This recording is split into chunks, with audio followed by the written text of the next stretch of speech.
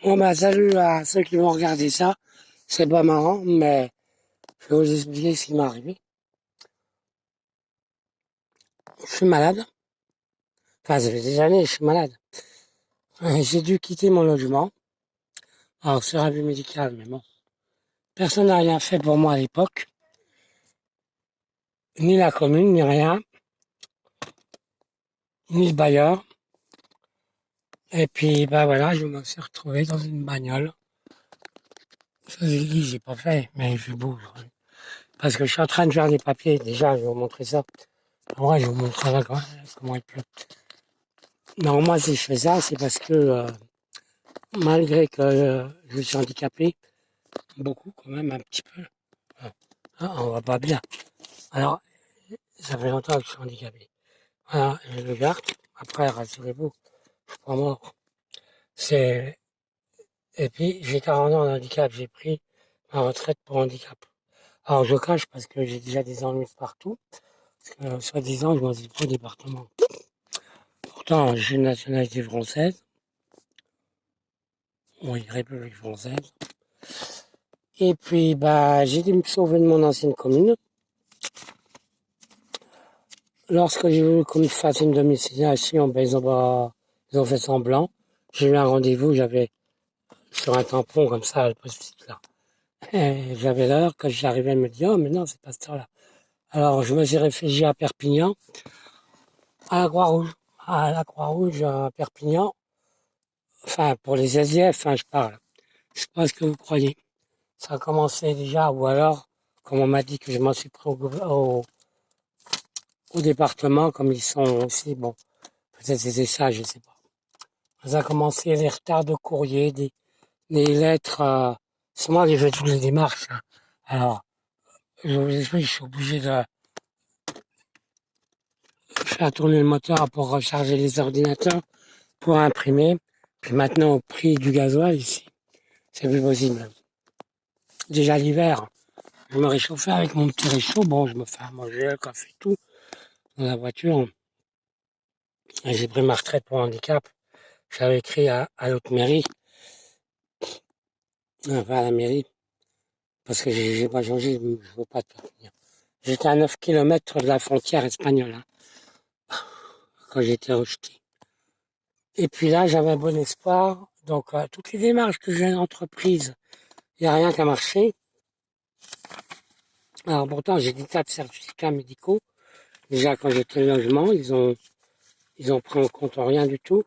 Puis encore, le 1er octobre 2020, ils m'ont refusé un logement décent, c'est-à-dire où je ne serais pas malade. Alors, évidemment, quelqu'un qui est en bonne santé n'aurait peut-être pas été malade là-bas. Mais déjà, il me fallait pas de moisissure. Je suis en fait, c'est révélé que j'étais très très très malade. Alors déjà, il y a un médecin qui avait dit qu'il fallait un logement salubre. Il n'a jamais été recommandé un salubre. Partout, par ceux qui sont venus, puis les autres, jamais venu. Personne n'est venu. Puis après, il y a un autre médecin, il avait dit que ma qualité de vie est fortement influencée par ma maladie respiratoire chronique. Nécessité de mettre en place des aides adéquates. Ben, je les attends encore. L'autre jour, le 7 avril, j'avais rendez-vous. Je me suis fait engueuler parce qu'elle me dit, mais c'est encore SDF? Bah oui, j'ai tout fait pourtant, comme si j'avais rien fait. Donc quand je m'étais inscrit à la Croix-Rouge française pour la domiciliation, vu que l'ancienne commune a fait mine de pas, il a fallu que j'y retourne une 5e fois. Je ne peux pas me prostituer non plus.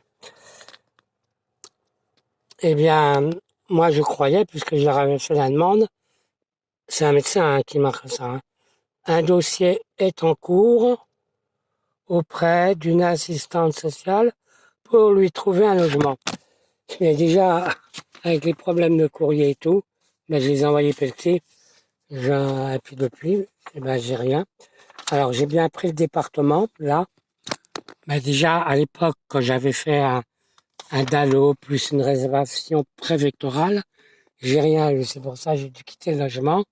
Alors il n'a jamais été reconnu insalubre, mais il était insalubre pour moi, parce que je suis malade. Mais après, c'est pas très grave dès l'instant où il est sain, c'est pas très grave. Après, je monte les escaliers et tout. Je me démerde. Même dans ma voiture, je fais tout seul. Là, je suis content aujourd'hui parce que je vais pouvoir me laver ce soir. Ça fait des semaines avec la pluie l'autre jour et tout, le vent. Je vais pouvoir me laver. Là, l'eau est chauffée, elle va être sous. J'ai inventé le bidet aussi. J'ai une bassine, je fais les pieds, je vais tout. Et puis là, donc j'ai refait un dallo. C'est le deuxième, hein. Là, j'avais bon espoir. J'avais été convoqué hier par une dame. Alors, c'est joli. AVDL. Accompagnement vers et dans le logement. J'ai bon espoir. À plus comment ça s'est passé déjà. J'avais dit que j'étais vulnérable au Covid. Moi, je me cache. Parce que si je l'attrape, je crève. Alors, même à la Croix-Rouge, bon, je fais une lettre au directeur et puis je reçois mon courrier à l'extérieur. Je rentre pas dans leur bureau, les tout petits. Je fais même pas 8 mètres carrés. Ils ont 1000 personnes. Ils veulent me tuer. Et puis là, quand je suis arrivé, ben, un monsieur m'a ouvert la porte, il n'y a pas de masque, ils sont plus obligés. Et moi, je fais quoi, là, au milieu? Alors, évidemment, j'ai pris la mouche. Bon, on verra bien ce que ça donne à la dame. Là, je lui ai fait une lettre bien assaisonnée, comme j'ai l'habitude. Et puis, c'est pareil, hein, à la maison du département ici, comme j'attends un hébergement d'urgence, soi-disant que j'y ai pas droit. Alors qu'il y a des gens, ils y sont. Moi, je suis handicapé, j'ai les lettres, j'ai les certificats, j'ai tout donné, je suis français, et ben j'ai vu dans une bagnole. Ou alors, il faut que je ferme ma gueule. Je suis désolé, j'ai le droit de vivre. Voilà. Donc, la vidéo, là, elle est parce que je vais mettre une annonce, puis vous verrez les conditions de vie. Après, toutes les calomnies, ben, c'est faux, je suis très sociable. Parce que quand j'étais dans l'ancien village, ben, tout y a passé, même que je regardais la fille d'un voisin par la fenêtre. Le seul endroit où je pouvais respirer, et encore, j'étais gavé d'excréments d'un voisin du dessus, et ben c'était irrespirable chez moi. Et ben ils ont été dire que je regardais sa gamine danser par la fenêtre, j'étais un voyeur, quoi. Voilà, c'est ça la calomnie. Et là, je subis toujours. Bon, après, je vous mets comme ça, mais je change tout le temps d'endroit. Après, même pour l'informatique, de toute façon, je loue un local à 9 kilomètres de la frontière. C'est pour ça, j'aimerais trouver un terrain ou quelque chose où je puisse me poser, mais il me faut de l'électricité.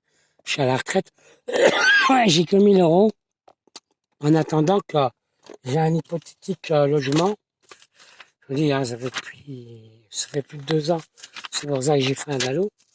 Mais je vous rappelle que, de toute façon, je n'en aurai pas. Ils m'ont encore refusé un. Mais je suis pas comme ils ont dit, hein. C'est la calomnie, ça. Ils m'ont encore refusé un à l'époque que j'étais, hein, 1er octobre.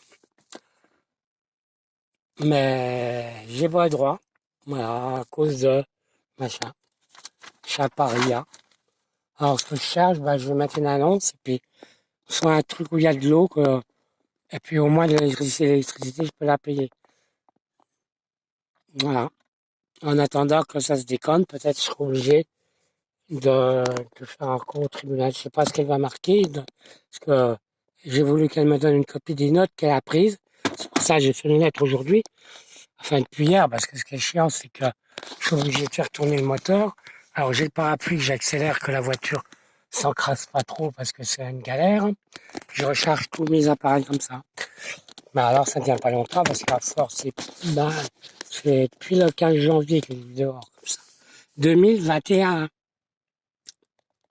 Je passais 12 hivers, mais j'étais réconforté quand le médecin m'a signé mon certificat médical de départ immédiat du logement parce qu'il était inapproprié à mon état de santé.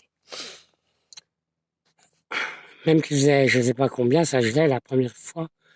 J'ai dormi avec ma couette dans la voiture. Bah, j'ai respiré.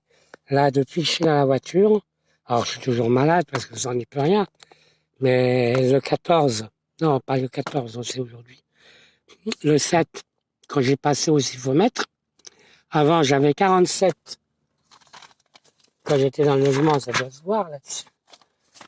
J'avais 47 Elle marque, je sais qu'il y en a une qui marque vivant. Ah voilà, j'étais à 47, et bon, ça. Et puis là, alors là, c'était en, alors je vais essayer de pas faire de conneries. Ah, je sais pas comment, parce que comme ils m'en veulent, puis je veux pas d'histoire. Voilà, j'étais encore dans le logement là, ok? Et là, j'ai repassé, alors il est là-dedans, mais j'ai 55, c'est-à-dire mon état pulmonaire, oh là, qu'on voit pas son nom, hein. Il s'est, il s'est arrangé en fait. Bon, ma pathologie, je peux rien, je vais crever d'ici. Je sais pas combien. Déjà, par rapport à ma pathologie, normalement, si vous regardez pas sur Internet, eh ben, l'espérance de vie est 67 ans. Ah, je les ai déjà basse. Je vois, avant, je faisais du vélo, je montais le Percus. Voilà, trop vent, je sais pas si on voit. Bon, enfin, trouble ventilatoire. Ah, ça y est, on voit une importance destruction emphysème. Il a un profil exacerbateur et un risque de compensation vitale. C'est pour ça que je suis vulnérable au Covid. J'ai la même pathologie que le chanteur Christophe, qui est mort du Covid. Alors c'est pour ça que je m'engueule avec tous les gens qui viennent sans masque là. Après, ils ont le droit maintenant. Mais quand j'ai été reçu hier, c'est le département encore. Et bien, qu'on m'ouvre la porte sans masque et puis que je prends la mouche, bah oui. Puis après, ils vont faire le rapport, puis ils vont dire, il est associable. Alors que je les avais prévenus. Je préserve juste ma vie. Bon, voilà, je mettrai une annonce, et puis ceux qui ont regardé ça jusqu'au bout que c'est pas intéressant, ben tant pis, puis merci pour les autres. On a du bol, il fait beau, je vais pouvoir me laver. Bon, je me dépêche de finir la lettre, et puis je vais faire un mail, et voilà. Allez, je cherche quelque chose hein, pour me poser, mais à 9 km de la frontière, parce que j'ai mes affaires là-bas. Voilà, je mets une annonce. Allez, salut!